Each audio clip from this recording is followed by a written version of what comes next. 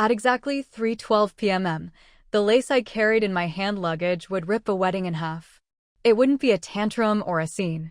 It would be a small, white thing, 2 layers of hand-stitched Valenciennes, a crescent of antique pearls on the comb, that snared a lie and dragged it into daylight. People would call me dramatic. They'd call me controlling. They'd say mothers-in-law should learn to let go. It took me less than a minute to lift the veil, and in that minute a planner turned white, a father-in-law sat down hard, and my son looked at me like I'd just hurled him a life preserver. The airline app had congratulated me for booking early and saving big. That was a lie. I paid full fare because the cheaper flight connected in 2 cities that were flooding. No need, the bride's mother had said in our family chat when I asked about coordinating arrivals. We already have everything covered. The message had a period where a kindness should have been. I bought my own ticket. I checked a suitcase with the gifts, old things wrapped in tissue, new things carefully chosen, something borrowed, something blue, and I carried the heirloom veil onto the plane in a garment bag like a secret nobody else should touch. On the plane, I kept my hand hooked through the hanger loop as if turbulence could snatch history. The man beside me asked if I was transporting a violin. Something louder, I said. He laughed and went back to a podcast about founders who sleep 4 hours a night. I tried to sleep and failed. Instead, I cataloged the ways to lose something: negligence, malice, chaos, charm. Charm is the most dangerous. Charm tells you to set precious things down because someone swears they'll watch them while you dance. My son, Ben, had been sending me pictures for months, a venue with brick walls and trailing ivy, centerpieces that looked like forests on plates, a suit that made him taller. He was buzzing in every message, his happiness breaking the commas into dashes. Then, starting about 6 weeks out, the tone thinned. He'd answer me late. He'd say, "We're still deciding about things that should have been decided." He'd say, "The planner said," as if the planner were a law. The planner was the bride's mother, Elaine, who called herself a wedding professional because she'd done 3 cousins and a niece. She was a tall woman with hair so well sprayed you could hear it set when she tilted her head. At our first meeting on video, she said, "We'll keep it simple. You can sit on the groom's side." I told her that was how seating usually worked. She didn't laugh. Later, when Ben sent the seating chart, I was at table 12 next to a +1 I didn't know and a great uncle no one remembered inviting. "We're keeping families separate to avoid drama," Elaine texted me when I asked if that was a mistake. My ex-husband, Mark, was at table 2. A week before I flew out, I took the veil to my sister's apartment and laid it across her dining table like a map of a country our family had almost lost. We FaceTimed our aunt in Krakow. The time difference gave her the glow of dawn, and she told us again the story of the girl who stitched it by candlelight to save her sight for embroidery and not for tears. "Wear it with mercy," Aunt Anya always said. "Mercy for yourself first." When I had the veil cleaned last year, the conservator suggested a tiny tag, a discreet way to identify it if it were ever misplaced. "People steal," she told me, gentle and practical all at once. "People mean well and still steal. Put a marker in the comb. If it disappears, you'll have a way to find it that isn't prayer." The tag wasn't digital. It was older than that, older and quieter. 3 single camel hair threads looped in a pattern only visible under a certain light, a signature as private as handwriting. I added one more safeguard of my own because the world is what it is. Under the felt of the comb, stitched between 2 pearls, was a tracker the size of a coin. I told no one but my sister. I didn't expect to use it. I put it in because I've learned to love my things without trusting the rooms I bring them into. I landed on Thursday. The air smelled like rain and hot tarmac. Ben met me at arrivals in a t-shirt that made him look like a boy again. He hugged me with both arms and then held me by the shoulders like he was checking if the plane had dented me. "You brought it?" he asked, eyes sliding to the garment bag. "I brought it," I said. "Your great-grandmother's veil. And the bracelet. And the quilt squares everyone signed at your baby shower. And my patience." He smiled, but it didn't reach his eyes. "You didn't have to do so much." "I know," I said. "I wanted to." I didn't tell him the wanting was a small rebellion against the months of being told my presence was optional decor. We drove straight to the venue for a walkthrough, the veil on the back seat with the seatbelt on because I read about turbulence on the highway. The building used to be a mill. Now it was all Edison bulbs and reclaimed wood and the kind of chairs that punish you for having hips. The florist's crew moved like a miniature green storm. Elaine stood in the center of it in a cream pantsuit and a lanyard that did not seem official. "You made it," she said to me without looking away from her clipboard. "You'll want to leave the veil with wardrobe. We can't have personal items cluttering prep areas." "It's not a personal item," I said. "It's the veil." "It's an old piece of lace," she said to the clipboard. Ben squeezed my elbow. "Mom, we can put it in the bridal suite safe. Right?" He spoke to Elaine. He was careful with her. It felt like watching someone carry a full fishbowl through a crowded room. Elaine lifted her chin a degree. "The suite safe is for the bride's accessories. We have a designer veil on loan. It photographs better. Modern." I looked at my son. He looked at the floor. "We talked about this," he said softly, guilty for the crime of trying to keep peace. "It's just options. Options. It is a word that pretends to be generous and ends up pushing you into a corner." I set the garment bag on a table, unzipped it, and lifted the veil for them to see. The room shifted. Even the caterer's assistant paused, a handful of rosemary suspended like a spell. Ivory netting so fine it looked like mist. A border of butterflies and wheat sheaves, stitched by a woman who'd come across the ocean with 2 trunks and a pocket full of words she wasn't done learning. "It's lovely," Elaine said, which is what you say when you want something to go away politely. "It's ours," I said. "And if it's worn at this wedding, it's not an accessory. It's a witness." We ended the tour in the courtyard where the ivy was being coaxed to look effortless. I asked about transportation for elderly relatives. Elaine smiled a weather map smile. "We'll improvise," she said. I asked about a moment for Ben and me before the ceremony. "The schedule is tight," she said. I asked where gifts would be stored overnight. "Locked office," she said. "We've never had an issue." "Congratulations," I said. "You've never had an issue, and today you meet me." Abby arrived late to the walkthrough with a cloud of bridesmaids.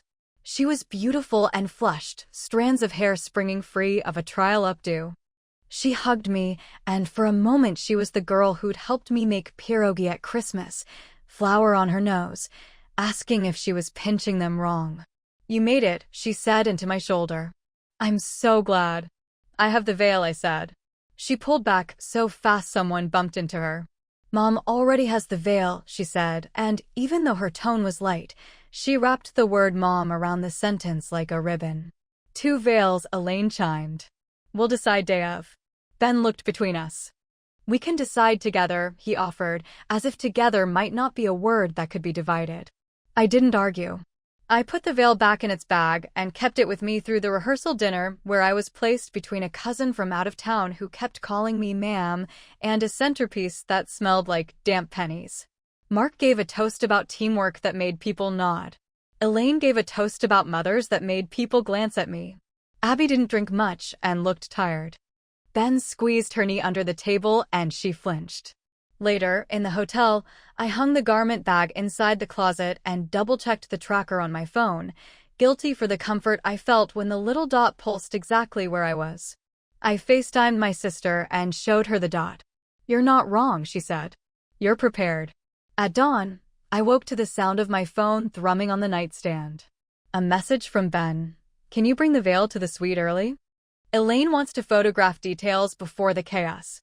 I washed my face and smoothed my hair and carried the bag through hallways that smelled like lemons and last night's perfume. Abby's suite was a warm blur, steam, hairspray, a curling iron cord coiling like a snake. Elaine took the garment bag from my hand before I could speak. "Lovely. We won't need you right now. The photographer is here." She slapped a sticky note with my name on the bag, as if the problem had always been labeling. "I'll wait," I said, and she smiled with all her teeth. "It's better if we have less traffic," she said. "Go enjoy some breakfast. We'll bring it to the ceremony site." She walked away before I could say that enjoyment was a strong word. I did what women do when they have been made extraneous. I made myself useful elsewhere. I took boutonnieres to the groomsmen's room and learned 4 of their names.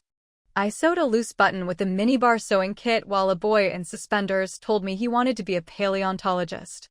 I gave the ring bearer a juice box and a speech about heroism. I went to the venue early and checked the place cards and moved mine discreetly from table 12 to table 5 where a chair had no name. I told myself the veil was fine. I told myself that even if these people had built a fortress out of preference and white roses, Ben and Abby loved each other inside it, and the veil would be safe, and my job, my only job, was to show up with my heart unarmed. At 1:40 p.m., the tracker dot slid 2 blocks in the wrong direction. It moved like a secret that had just been told. I stared at the little map until my eyes watered. I blinked and it was still wrong. I marched to the bridal suite and knocked. When no one answered, I used the key card Abby had pressed into my hand weeks ago with a whisper, in case I forget my gloss and need rescuing. The room was a collage: curling irons, garment bags, a plate of fruit collapsing into sugar. The garment bag with the sticky note was gone. Elaine turned from the wardrobe with a smile so smooth it should have come with a return policy. "Where is it?" I asked. I didn't raise my voice. When your voice goes up, people hear the pitch and not the words. "The veil is being steamed at the studio for a quick editorial shot," she said. "Which studio?" "It's handled," she said. "Trust the process." "The process," I said, "just left the building." Abby's eyes snapped to me. "Mom?" Elaine didn't look away. "Abby, darling, go get your hair finished. We need you in curlers in 5 minutes." Abby didn't move. "Whose studio?" she asked. "Why didn't we steam here?" "Because," Elaine said, turning her smile on her daughter like a flashlight she could aim, "the photographer suggested a flat lay downtown. It's very now." "What's wrong with here?" Abby asked, and she looked young, and for a second I felt stupidly protective of her even as something in me tightened like a wire. "Nothing is wrong," Elaine said. "Your mother is solving problems." She tilted her head at me. "Surely you of all people know what that's like." I stepped back into the hallway because if I stayed, I might say something a seamstress couldn't fix. I watched the dot. It wasn't at a studio. It was at a boutique I recognized from an article about vintage resale. They paid cash for heirlooms and sold them for headlines. I heard someone behind me say, "It's just a veil," and in my head I answered, "So is a flag just a cloth?" I called Ben. "Where are you?" I asked. "Photos with the guys." "Did you need something?" "Yes," I said. "I need you to tell me whether Abby authorized your mother-in-law to take the veil off premises." He was quiet long enough that I heard laughter from the groomsmen and the whine of a cappuccino machine. "I don't know," he said. "Can you, not today?" "Someone is trying to sell your great-grandmother," I said. "So it's today." He exhaled hard. "Mom, are you sure?" "I'm looking at it move," I said. "Put your phone on speaker. Find your best man. Tell him you need a car." I am not a dramatic woman. I do lists. I do calendars. I do the ordinary heroics of mothers. I keep snacks in my purse that meet 3 different allergies. I notice when someone is folding in on themselves and I need them back out like dough. But there is a part of me that remembers sprinting through sidewalks with a stroller and 2 bags of groceries and a diaper explosion about to go supernova, and that part of me doesn't ask permission when something is falling apart. I reached the boutique first because it was only 2 blocks if you didn't care about your shoes. Inside, glass cases winked with the smugness of price tags that don't use commas. A woman in a black dress looked me up and down like I was a mystery she did not intend to solve. "Can I help you?" she asked. "Yes," I said.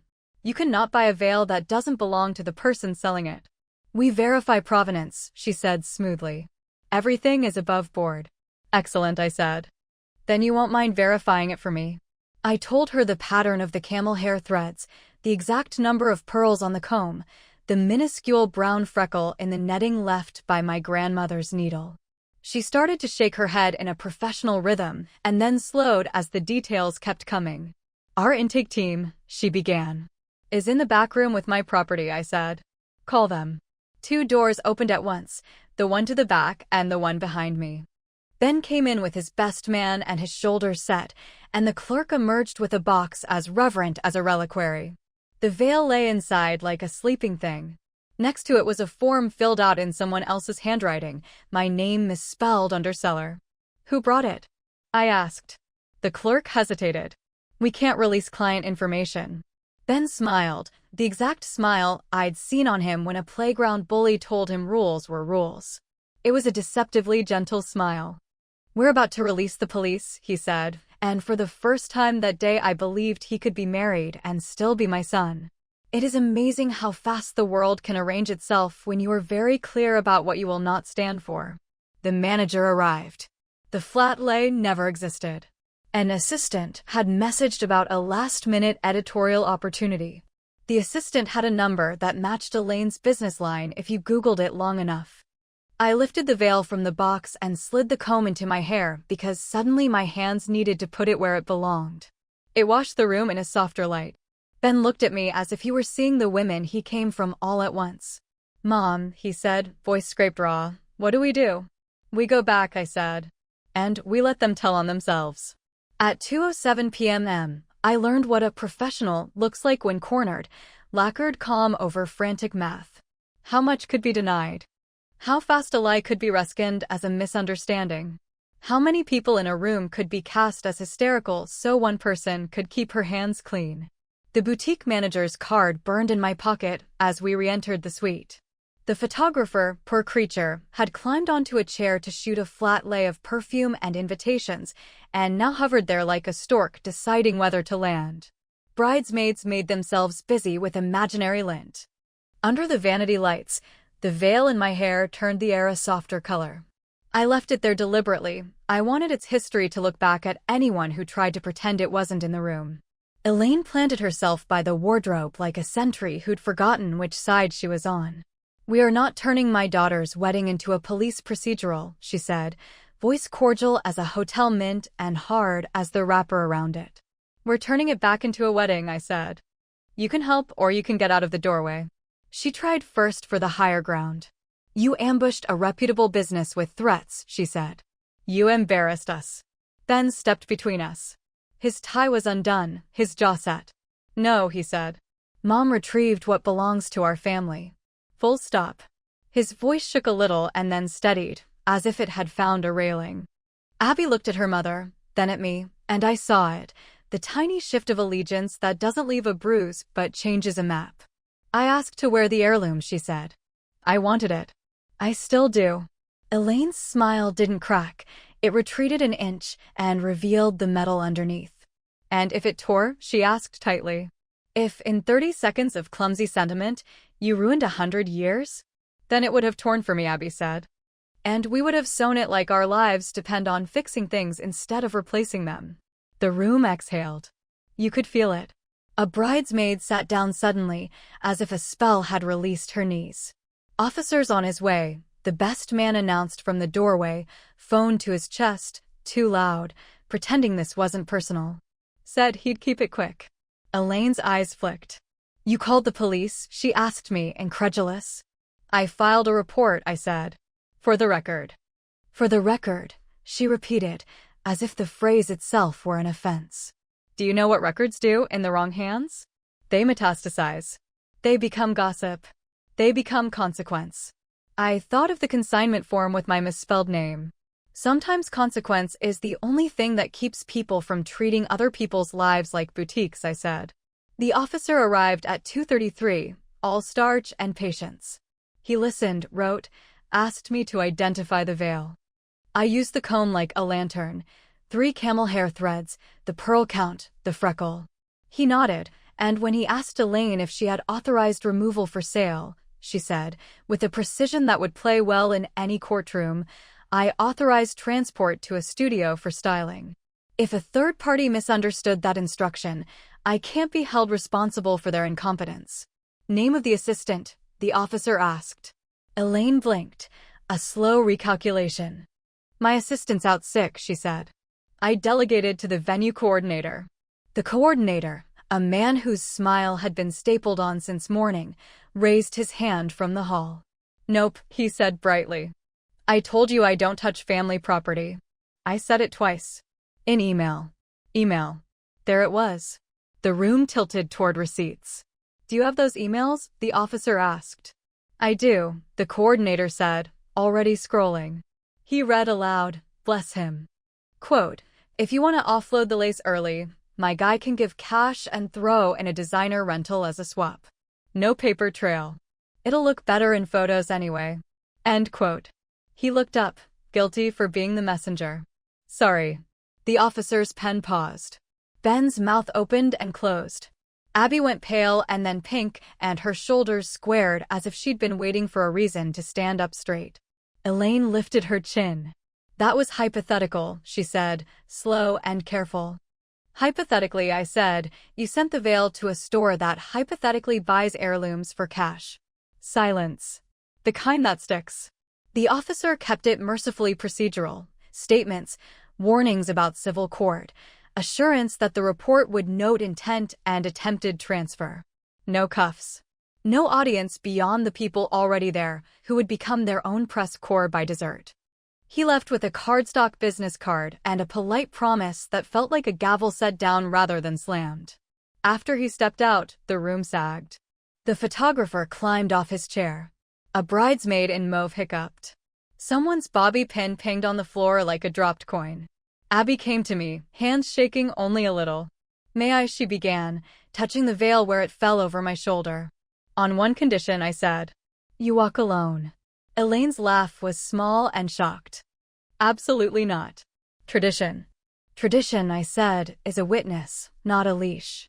Abby closed her eyes and opened them. I'll walk, she said. I want to. She turned to her mother. You can meet me at the front as a guest. For a heartbeat, I thought Elaine would actually forbid it, as if words could handcuff a grown woman. Then something in her calculation shifted. Perhaps she added the officer, the coordinator's email, the boutique's number, and arrived at a new total. Not today. She sat. She smoothed her pants. She stared at the wall, her favorite conversation partner. We pinned the veil.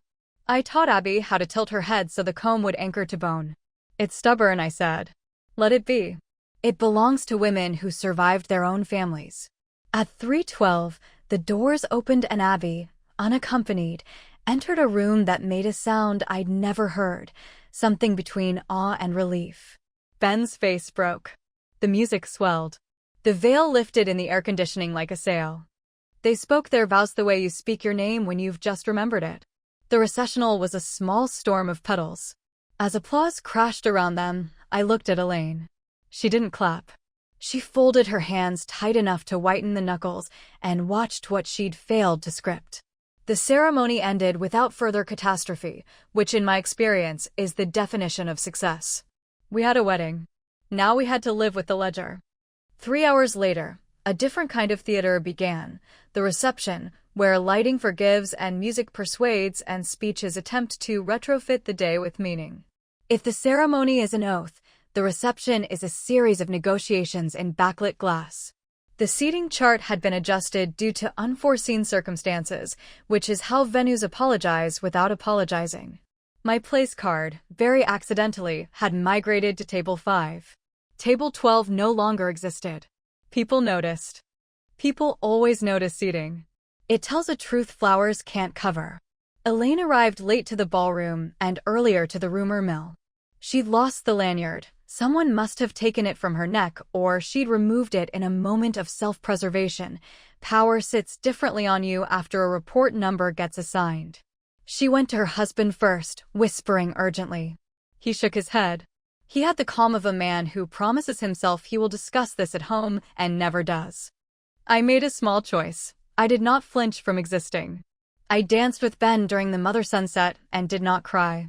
I taught a ring bearer to hold his fork like a pen. I complimented his centerpiece without mentioning that it smelled like damp pennies and church basements. When Abby circled toward me between congratulations, I touched her hand and said only, "You were brave." Her eyes shone and steadied. When the mic found me for a toast, no one had listed me, but someone sensible insisted. I kept it simple.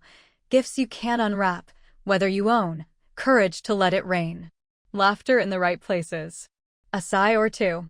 I sat down to the sound of napkins being tucked and felt how hunger returns after adrenaline leaves. Then the photographer approached with the solemnity of a messenger pigeon. Can I borrow the veil for 5 minutes? He asked. Golden hour. I want to catch the embroidery against the ivy.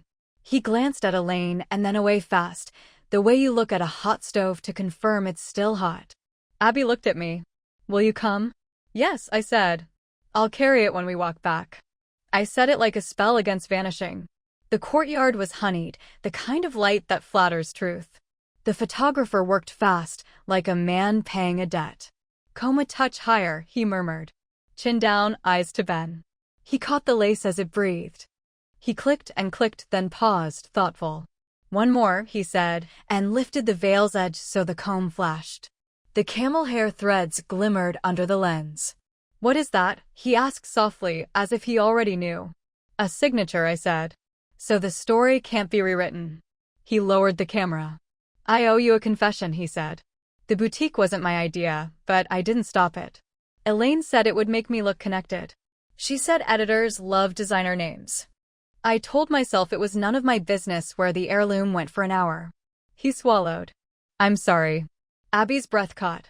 Ben stiffened. I watched the confession land and choose its targets. Thank you for telling us, I said. Do better.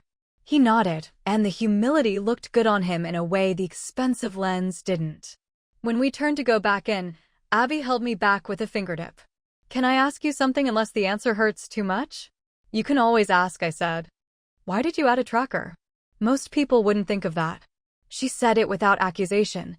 She sounded like a woman taking notes. Because people steal, I said. Because good intentions can't lift heavy things. Because when I divorced your father-in-law, half the family thought the furniture had feelings, but I didn't. I learned to love a thing without trusting the room I put it in. She nodded like I'd just handed her a tool. I'm going to need that, she said. Back inside, cake appeared like a miracle. Abby's father had the knife ready for the ceremonial slice when the venue coordinator, God bless his documentation habits, materialized at his elbow. Mr. Lawson? Quick signature? It's the addendum about security footage retention.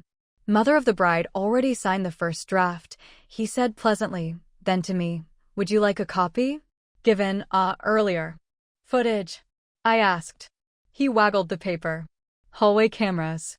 Bridal suite door. Lobby. If anyone asks later, we don't want the tapes mysteriously overwritten for a software update. Happened last year. Different wedding. He said it loudly enough for 3 tables to hear. Bless him twice. Elaine's fork paused halfway to her mouth. For the first time that day, I saw fear, not calculation. It was quick, and she buried it under indignation, but fear leaves a scent once it walks through a room. I did not pursue it. I ate cake. I clinked a glass when invited. I pretended not to see the quiet tribunal forming along the edge of the dance floor, aunties with archives, cousins with phones, an uncle who worked in insurance and loved a timeline more than he loved golf. Before the night ended, Ben pressed a cool envelope into my palm. For the ticket, he said. I shook my head. No. Please, he said. I didn't know how much I was asking you to carry. This is a promise, not a payment. I opened it. Inside was a handwritten IOU. I will not stand by silently when you're right. I will not ask you to make yourself smaller for a room that wants to misplace you. Under it, a check for the exact amount I'd paid for my flight, down to the taxes. He had asked the airline. He had done the math.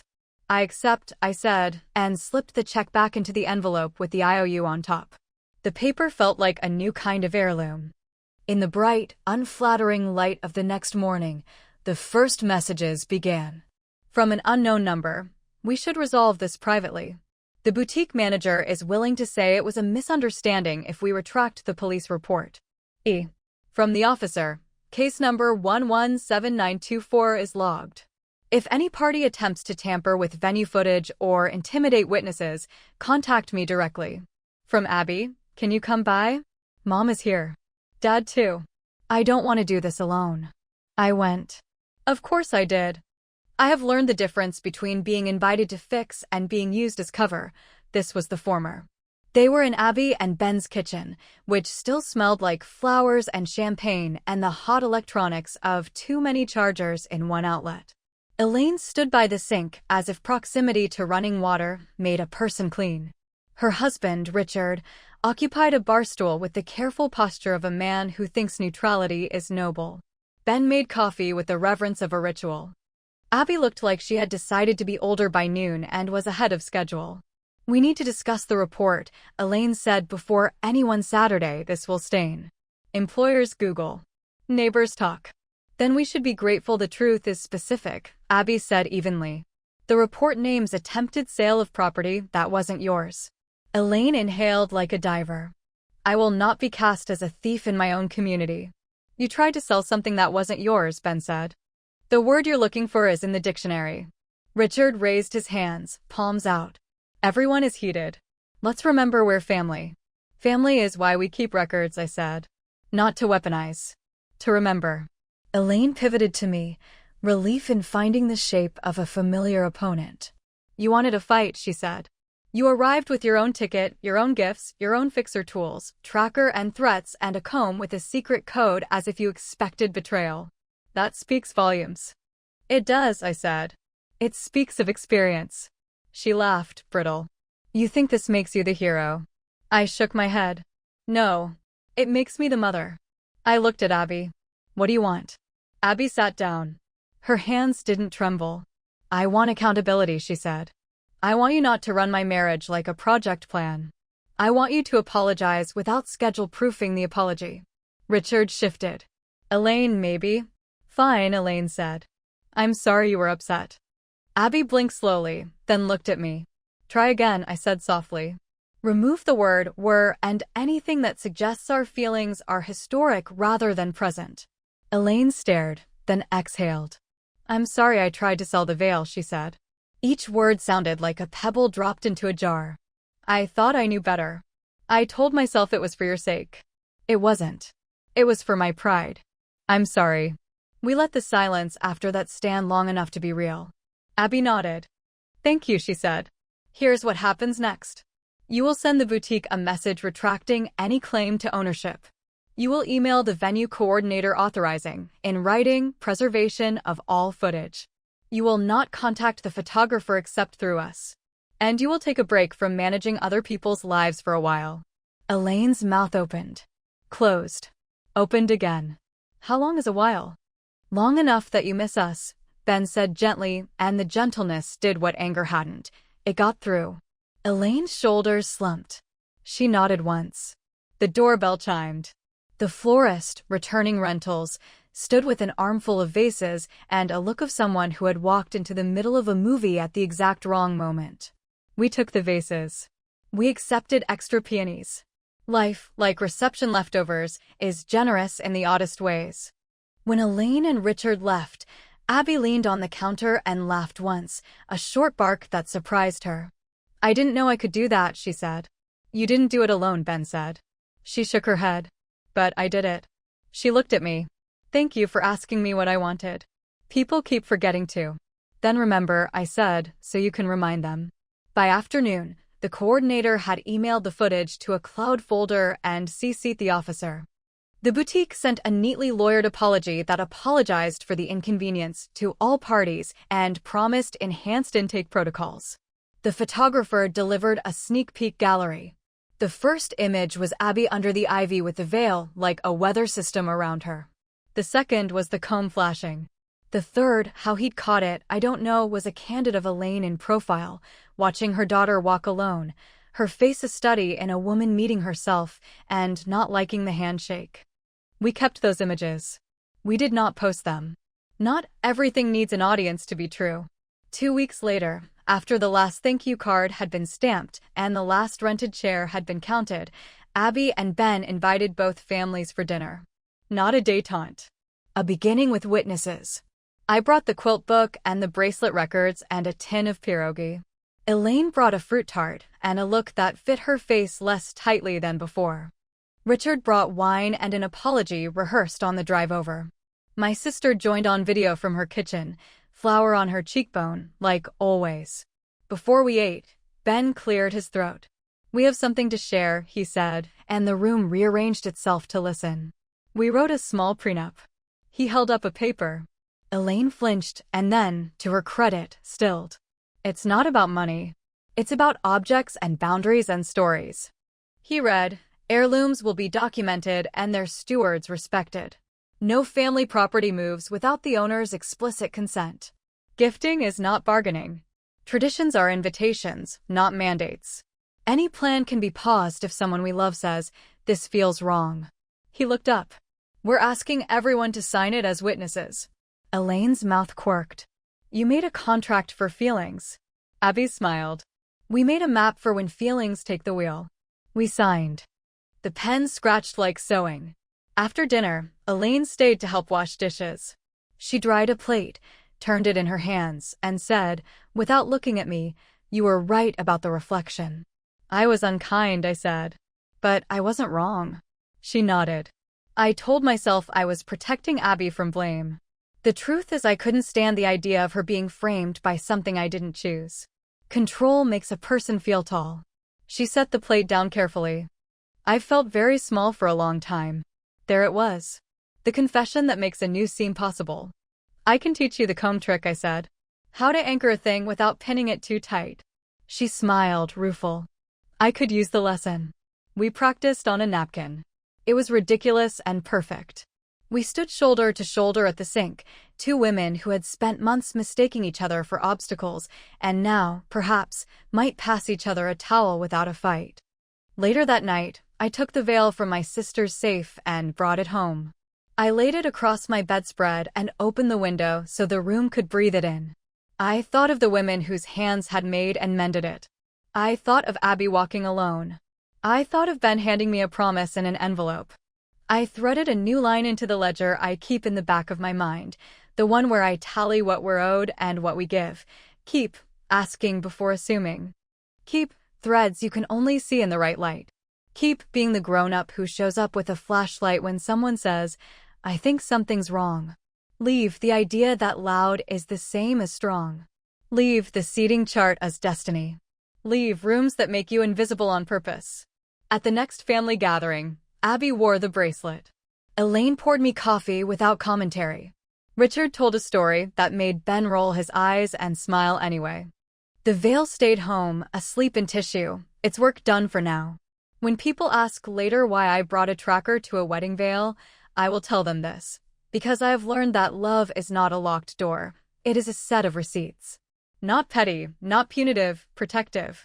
A way to say, here is the story written down, so it cannot be stolen and resold as someone else's version. At exactly 3:12 p.m., the lace I carried stopped a wedding from becoming a transaction and turned it back into a vow. That's more than fabric. That's a record. And records, kept well, make it possible to forgive with... My grandmother told me this story. Thanks for watching this video, like and subscribe. Bye bye!